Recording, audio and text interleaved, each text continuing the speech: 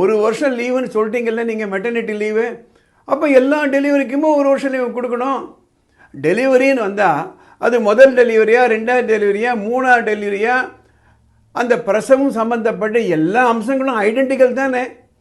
அந்த free delivery, post delivery கேரு எல்லாமே ஒன்று தானே. அப்படி இருக்கும் பொழுது மூணாவது டெலிவரிக்கு மாத்திரம் நீங்கள் 12 வாரம் லீவு எப்படி சொல்ல முடியும்? It is not correct. நேற்றைக்கு ஒரு வீடியோ போட்டிருந்தேன்.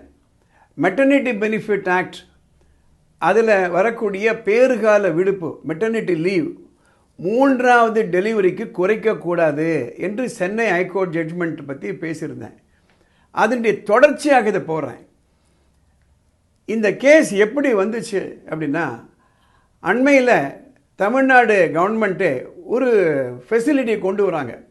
என்ன ஃபெசிலிட்டி அப்படின்னா, மெட்டர்னிட்டி லீவை ஒரு வருஷம் கொடுக்குறோம் என்ற ஒரு வசதி ஏற்படுத்தி கொடுக்குறாங்க. இந்த கன்சர்ன்டு லேடி என்ன பண்ணுறாங்க, ஒரு வருஷம் லீவ் அப்ளை பண்ணுறாங்க, மெட்டர்னிட்டி லீவ். தன்னுடைய 3வது டெலிவரிக்கு கவர்மெண்ட் என்ன செய்யுது, 13th March 2026 ஒரு ஜிஓ போடுது.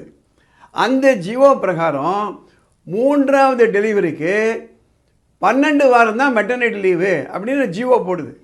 அதை எதிர்த்து தான் இந்த அம்மா கேஸ் போடுறாங்க.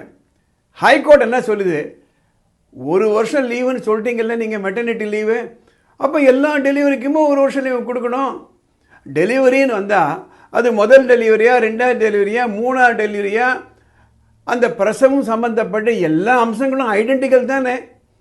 அந்த ப்ரீ டெலிவரி, போஸ்ட் டெலிவரி கேரு எல்லாமே ஒன்று தானே. அப்படி இருக்கும் பொழுது மூணாவது டெலிவரிக்கு மாத்திரம் நீங்கள் 12 வாரம் லீவு எப்படி சொல்ல முடியும்?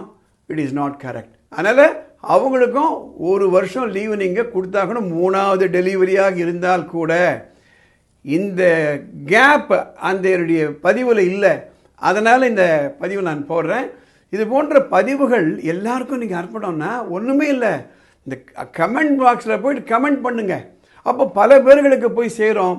இந்த பதிவு உங்கள் மற்ற நண்பர்களுக்கும் உறவினர்களுக்கும் பயனுள்ளதாக இருக்குன்னு நினச்சிங்களன்னா உடனே லைக் பண்ணுங்கள், ஷேர் பண்ணுங்கள். சட்டம் பற்றிய உங்களுக்கு குழப்பங்கள் ஏதாவது இருந்ததுன்னா மேலே ஒரு வாட்ஸ்அப் நம்பர் போகுது, அந்த நம்பருக்கு ஒரு மெசேஜ், ஷார்ட் மெசேஜ் அனுப்புங்க, வாய்ஸ் மெசேஜோ டெக்ஸ்ட் மெசேஜோ.